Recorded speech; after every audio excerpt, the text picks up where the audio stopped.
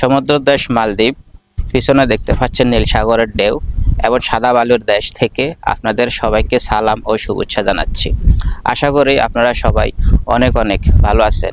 আপনারা আমার ভিডিওগুলোতে অনেকেই কমেন্ট করে প্রশ্ন করতেছেন মালদ্বীপের ভিসা কবে বন্ধ হবে। তো আজকে আমি আমার অভিজ্ঞতা দিয়ে আপনাদেরকে বলে দিতে চাই আসলে মালদ্বীপের ভিসা কবে বন্ধ হবে। 2024-এর শেষের দিকে এই দেশের নতুন সরকার যখন এসেছে তখন থেকে এই দেশের দরজা বাংলাদেশিদের জন্য খুলে দিয়েছে, এই দেশের ভিসা বাংলাদেশিদের জন্য খুলে দিয়েছে। তখন থেকে বাংলাদেশ থেকে প্রতিদিন হাজার হাজার প্রবাসী হয়ে এই দেশে পা রাখতেছে এবং প্রতিটা প্রবাসী পা রাখার উদ্দেশ্য হলো তাদের স্বপ্ন বাস্তবায়ন করা, ভবিষ্যৎ গড়ার লক্ষ্যে এবং পরিবার পরিজনের মুখে হাসি ফোটানোর জন্য এখানে প্রতিদিন হাজার হাজার প্রবাসী এই দেশে আসা। কিন্তু এই দেশের সরকার হঠাৎ যখন টের পায় যে এখানে যারা বাংলাদেশিরা প্রবাসী হয়ে আসতেছে মালদ্বীপে, একটা কোম্পানির নামে আসতেছে কিন্তু সে ওই কোম্পানিতে কাজ করে না, অন্য কোম্পানিতে কাজ করে, অর্থাৎ ফ্রি ভিসা হিসাবে কাজ করে।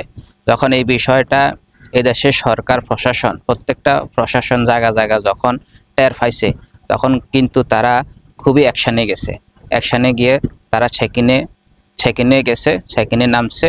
চেকিনে নামার পরে আসলে দেখতেছে যে অনেক বাংলাদেশির কোম্পানির সাথে তার কাজের সাথে কোনো মিল নাই। সে একটা কোম্পানিতে এসেছে কিন্তু সে কাজ করে অন্য কোম্পানিতে। এভাবে হাজার হাজার বাংলাদেশিরা কাজ করা অবস্থায় ধরা খাইছে, এবং কি যারা ধরা খাইছে তাদেরকে সাথে সাথে এখান থেকে বাংলাদেশে ডিপোর্ট করে দিছে। যখন এই জিনিসগুলা এই দেশের সরকার শিওর হওয়ার পরে ভিসা বন্ধ করে দিছে বাংলাদেশিদের জন্য। কিছুদিন বন্ধ করে দেওয়ার পর আবার ভিসা চালু করে দিছে, আবার লোক আসতেছে, কিন্তু তাদের চেকিং, তাদের যে ধরাধরি এগুলা তারা এখনও অব্যাহত রাখছে।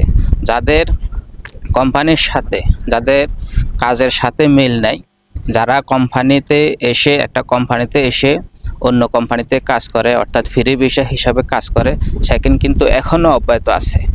এই চেকিং অব্যাহত আছে। চেকিংয়ের মাধ্যমে যদি কাগজপত্রের গড়মিল থাকে তাকে ধরে ধরে সাথে সাথে বাংলাদেশে ডিপোর্ট করা দেয়। এবং আমি মনে করি এটা এইভাবে অব্যাহত থাকবে।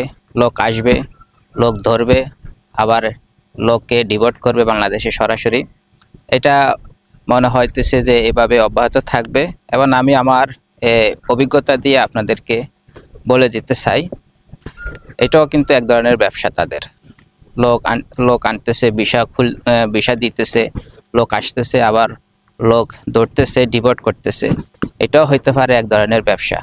তো আমি আপনারা যারা কমেন্ট করে প্রশ্ন করছেন আপনাদেরকে বলে দিতে চাই, তো আমার অভিজ্ঞতা দিয়ে মনে হচ্ছে না যে অতি সহজে এই দেশের ভিসা বন্ধ করে দিবে বাংলাদেশিদের জন্য।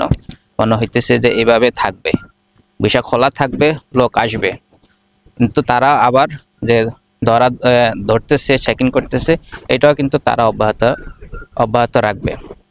যদি চেকিংয়ের মাধ্যমে কাগজপত্রের গড়মিল থাকে সাথে সাথে তারা ডিপোর্ট করে দিবে। ডিপোর্ট করে দিলে ওই কোটা কিন্তু খালি, আবার ওই কোটা পূর্ণ করার জন্য তারা আবার ভিসা দিবে। এভাবে চলতে থাকবে।